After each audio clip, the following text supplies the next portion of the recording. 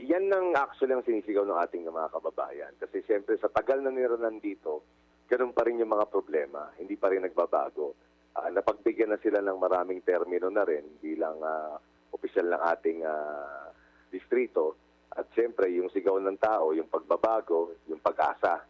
Kaya nga yung aking kampanya, Admar, naka-hinge dun sa hope. Yung ating, kumbaga, slogan is hope is, kumbaga, health, opportunity, peace and order, and education.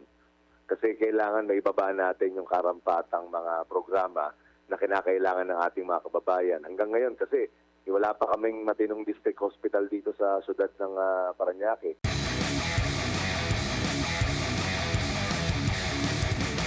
Congressman, tapos na ba yung termino ninyo for the party list? Hindi pa.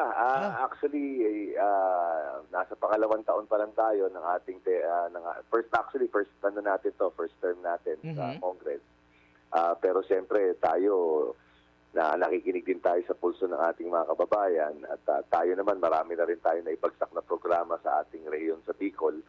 Pagtulungan na kami ni Congressman Villafuerte at Governor Luigi Villafuerte dun sa ating lugar sa Camarines Sur. At marami na rin tayong naipagsak na programa at mga proyekto sa ating lugar. At siyempre, tayo naman, bibigyan naman natin ng oportunidad din yung ating mga ibang nominees sa ating party list upang makapagsilbi sa ating kababayan. At minarapat ko na rin na magsabi sa kanila na siyempre, itong nangyayari sa ating lugar dito sa Parañaque ay kailangan ng pagtuunan ng pansin at bigyan na rin ng solusyon yung mga problema nila na kinakaharap. At sa kakaikot ko sa lugar natin dito sa distrito, hindi ko na mapigilan talaga yung sigaw ng tao, kaya yung ating mga kababayan dito. So ako ay nag-file na no October 1, Admar, ng aking Certificate of Candidacy bilang kinatawan ng ikalawang distrito ng Parañaque. Kasi usual kasi tinatapos yung lahat, 3 termino, no?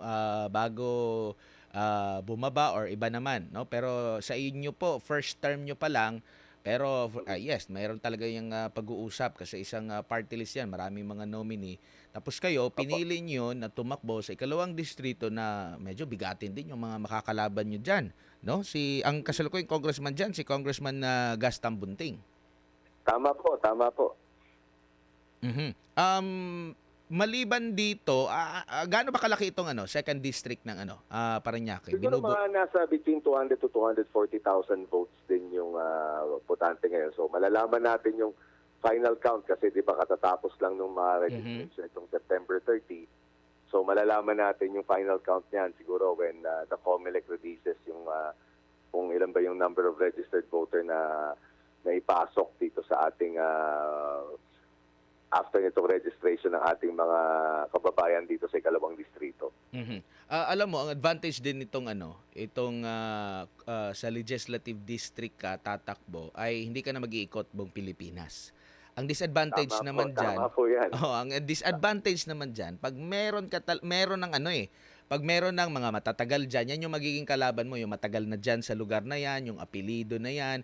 Paano mo pinaghahandaan na ito, though hindi ka na mag-iikot sa buong Pilipinas, pero alam mo naman na matagal na itong mga apelidong Tambunting, matagal na rin na diyan. Paano mo mahihimok yung ating mga kababayan para makuha mo kailang boto? Yan ang actually ang sinisigaw ng ating mga kababayan. Kasi siyempre sa tagal na nila nandito, ganun pa rin yung mga problema. Hindi pa rin nagbabago. Napagbigyan na sila ng maraming termino na rin bilang opisyal ng ating distrito. At siyempre yung sigaw ng tao, yung pagbabago, yung pag-asa. Kaya nga yung aking kampanya, Admar, naka-hinge dun sa hope. Yung ating, kumbaga, slogan is hope is, kumbaga, health, opportunity, peace and order, and education. Kasi kailangan maibaba natin yung karampatang mga programa na kinakailangan ng ating mga kababayan. Hanggang ngayon kasi wala pa kaming matinong district hospital dito sa syudad ng Parañaque. Nakikitawid pa sa Taguig at Las Piñas itong ating mga kababayan. At talagang medyo hirap din sila dun sa mga tulong medikal na hinihingi nila sa ating mga opisyal, di ba? So medyo mabigat yun. Yung oportunidad naman, lalo na trabaho, yung mga ayuda na ibinibigay ang sigaw nila laging kulang, laging hindi sapat. Kasi pag ako nag-ayuda, medyo talaga sinasagat ko kung ano yung pwedeng ibigay sa mga kababayan natin. Ako, yung 5,000 na ayuda, binibigay ko talaga na sagad para sa ating mga kababayan dito sa distrito. At nararamdaman nila yung diferensya dun sa kasalukuyang nandito. At pangalawa, yung ating mga reklamo dyan sa mga pogo, reklamo sa ating mga sa proliferation ng drugs, gandun pa rin eh. Tuloy-tuloy pa rin. At siyempre, yung ating huli, yung edukasyon. Marami pa rin kami talagang kailangan yung mga school buildings dito para sa ating mag-aaral. Yung ibang barangay namin dito, nakikitawid pa sa Las Piñas at saka sa Taguig upang doon mag-aaral ng elementary yung ating mga kababayan. So talagang yung kakulangan doon, kailangan wag na natin ipikit yung mata natin. Kaya medyo ang nakakatuwa dito, overwhelming yung ating support at medyo maganda na ang sitwasyon natin in terms of yung ating oportunidad na makakuha tong distrito sa susunod na eleksyon. Alam niyo po, Congressman, ang inyo pong magiging kalaban dyan, kilalang kilala ng aming mga viewers talaga and listeners dahil yun po yung nanguna para matanggalan kami ng prangkisa po, no? Kilalang kilala niya. Nababasa ko yung mga komento Nababasa ko yung mga komento. Pero tama po. Opo, yung nabanggit po ninyo, ito yung mga urgent talaga na pangangailangan na ng Parañaque sa 2nd District na sa mahabang panahon ay hindi na nabibigyan ng tugon or mabagal ang pagtugon. Opo, tama po yan. Talagang hindi natugunan kasi ang nakakaawa nga yung tawag dito sa aming district hospital kasi OSPAR ang tawag dyan kasi Hospital ng Parañaque, di ba? Ang term ng ating mga kababayan dyan ay ospatay. Ay, ganun? Kasi bakit? Pag pumunta yung mga kababayan natin, namamatay na lang doon dahil sobrang inadequate yung ibang mga facilities natin. So parang kailangan i-enhance mo talaga eh. Alam mo, di ba bilang congressman, alam ko rin kung ano yung trabaho ng isang kongresista lalo na sa distrito. Ako yung naging Deputy Secretary General naman ng ating kongreso ng panahon ni Speaker Alan Cayetano. Ang kailangan natin talagang tignan dyan is kailangan magsipag ka na kumalap ng pondo para sa iyong distrito. Kailangan kumatok ka dun sa pintuan o kung saan man, sa bintana man ng ating Department of Health upang ihingi ng tamang pondo. At humingi ka rin, kumatok ka rin sa mga opisina ng ating mga senador upang bigyan ka ng karampatang pondo para maipuhos mo doon sa iyong distrito para maitayo mo ang magandang pasilidad para sa iyong mga kababayan. Kasi ang kailangan mo lang naman, i-enhance mo yung mga facilities ng iyong hospital at the same time, mag-increase ka rin ng konting dagdag na doktor, dagdag na mga nurses para at least yung karampatang atensyon sa kalusugan ng ating mga kababayan ay talagang maibaba at maibigay sa ating mga kinasasakupan. Kasi hindi ka pwedeng huminto sa pagsisipag mo sa pangangalap ng pondo kasi yun ang magiging susi upang magkaroon sila ng magandang health benefits sa ating lugar.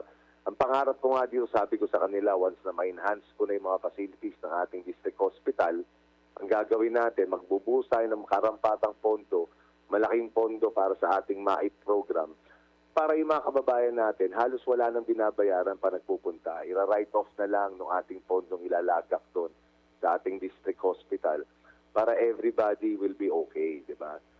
Importante kasi na may matatakbo ang kakagad na nandyan lang. Na hindi ka na maghahanap, hindi ka na kailangan pumunta ng ano. Kasi usually ang problema, pupunta sila ng mga private hospitals pag hindi sila tapos wala silang pambayad ng mga kinakailangan nila para sa medikasyon na ibinigay sa kanila or atensyon medical na ibinigay sa kanila pag sila nagpupunta doon. Kaya importante na talagang once na nandito na sa district, kailangan magsipag, talagang maghanap ng pondo para at least yung mga kababayan mo ay mabigay mo yung tunay na medical attention na kailangan nila. Tama po ba? Ito yung lumalabas sa research ko, yung mga barangay, yung BF Homes, Eastern Parañaque Barangays ng BF Homes, Don Bosco, Marcelo Green, Merville, Moonwalk, San Antonio, San Martin de Porres, and San Valley, yung Opo. Mga mayayaman yung andito, tapos yung services, hindi pa ganun kaano? Okay. Actually, 70% pa rin ng makeup ng ikalawang distrito, nasa laylayan pa rin ng lipunan. Maraming poor communities from within the barangays. Maganda lang pakinggan yung mga barangay namin kasi andito ang BF Homes Parañaque, Merville. andito ang Merville, andito ang mga villages tulad ng South Bay, Taanan Village, di ba? Marcelo, maganda rin mga subdivisions. Pero outside of the community, andyan naman yung mga barangay ng BF Homes, yung mga sitio ng BF Homes tulad ng Sampaloc 1, Sampaloc 2, Masville, Clinicville, Derarama, Target 1. Tapos pagdating naman doon sa Marcelo, nandun yung Napa, nandun yung Sampaguita. Diba, pagdating mo naman doon sa San Valley, nandun yung Fultisac, nandun yung Santa Ana. Pagdating mo ng Moonwalk, nandun yung Gulayan, nandun yung Petsayan. Don Bosco, nandyan yung Kambingan, nandyan yung Malacanang at yung mga Governor Santos. Tapos pagpunta mo naman sa Martin de Porres, nandun yung mga sitio ng Malugay. Marami pa rin talaga mga poor communities na outside of kumbaga the subdivisions na kailangan natin tignan. At nagulat ka siguro na 70% ng makeup ng ating constituents dito nasa DME. Actually, yung mga nagiging katulong, driver, trabahante ng ating mga dito, mga nakatira subdivisions, galing doon sa poor communities na yun. Tsaka, kasi ako yung driver namin galing sa isang sa Delarama sa galing sa BF Home. Na isa ring poor community. So talagang marami pa ring mahirap na nasa laylayan ng lipunan natin na nakatira sa labas ng mga subdivisions na talagang kailangan pagtuunan ng pansin. Oo, tsaka kami na hindi taga riyan at dumadaan po diyan. Ang isa sa mga concern ko Congressman, is grabe yung traffic. Wala na bang solusyon yung diyan? Yun din ang kailangan na. May solusyon ako dyan, actually. Kasi alam ko, marami mga may kotse dyan kasi nabanggit mo nga, mga may kaya sa buhay, nandyan din sa mga gated community. So, yan yung mga may mga sasakyan. Pero grabe talaga yung traffic. Di ko lang alam kung masusolusyonan pa talaga yan. Actually, meron akong hinayan na traffic expert na nagbigay sa akin ng suggestion na gagawin natin once tayo nakaupo na. Kailangan lang dyan dialogo at kailangan lang dyan talagang political will para ma-ensure din natin na maiayos natin yung problema ng trapiko dito sa ating lugar. Kailangan dyan interagency communication, kailangan dyan local government lobby din sa ibang ating mga kaibigan kasi nagtatahi-tahi yan, di ba? Siyempre, yung lugar dyan sa Bicutan, Don Bosco na talagang grabe, sa Doña Soledad, grabe traffic dyan pag umaga. Kailangan pag-usapin natin yung Skyway Patrol, kailangan pag-usapin natin yung City of Taguig para yung coordination dun sa pagsak ng mga traffic flow once na rush hour na. Importante na masolusyonan yan. Pagdating naman dito sa Sukat, sa BF Homes, pagpalabas, kailangan matindi rin yung ating usapan with the Skyway people para at least maisaayos natin yung traffic flow ng ating mga kababayan. At saka kailangan lang magkaroon tayo ng maayos na komunikasyon at plano. At ako, may maganda akong plano dyan pagdating ng panahon ng kampanya na ating sasabihin yan. At isusuhisyon. At importante yan kasi once na tayo manalo, people will expect na talagang gagawa ka ng paraan at solusyon para dun sa nakikita nating mga problema. Siguro bilang panghuli, mensahe nyo sa ating mga kababayan, lalo na dyan sa second district po na alam natin na malaki po yung bubunuin nyo talaga na pagsisikap dahil sa hindi rin basta-basta yung magiging kalaban nyo po dyan po sa distrito. Ako naman, simple lang naman ang aking mensahe sa ating mga kababayan sa ikalawang distrito. Ang kailangan natin talaga dito ay programa na talagang magbababa ng tunay na serbisyo para sa ating mga kababayan. Kumbaga, masyado na naging kampante yung ating katunggali dito sa ating distrito na talagang, kumbaga, hindi na nag-i-innovate, hindi na nag-a-adapt sa change na nangyayari sa ating kapaligiran. Yung mga proyekto na tinatayo ay mga proyekto na hindi na halos kailangan ng ating mga kababayan. So, kailangan dito dialogo, kailangan pag-uusap, kailangan mga programa na talagang swak dun sa ating mga lugar at barangay na kinasasakupan at kailangan din natin talagang paigtingin at kailangan magsipag upang kumalap pa ng mas maraming pondo upang maihatid yung tamang serbisyo sa ating mga kababayan sa kalusugan, sa edukasyon, sa oportunidad at dun sa kaayusan ng ating mga komunidad. Kaya ako umaasa na sa mga programang ibinabagsak natin sa ating mga kababayan ngayon, tulad ng Extra Rice Program, tulad ng pagbibigay ng ayuda sa ating mga kababayan na talagang napapakinabangan nila, ay talagang nakikita ko naman na itong darating na eleksyon sa darating na Mayo 2025 ay talagang magbibigay sa atin ng isang malakas na mandato upang maibigay na natin ang tunay at tamang serbisyo para sa ikalawang distrito ng Parañaque. Maraming salamat, Congressman, at sabi dito ng mga netizen natin, baka manalo kayo lalo na pag babalik daw yung prangkisa ng SMNI. Maraming salamat, Congressman, sa inyong oras. Sa ulitin po, ingat po kayo. Salamat po. Salamat sa ating mga tagapakinig. Diyos mabalo sa Indogabos. Maraming salamat. Si Congressman Brian Raymond Yamsua ng Bicol Saro Party List, mga kababayan.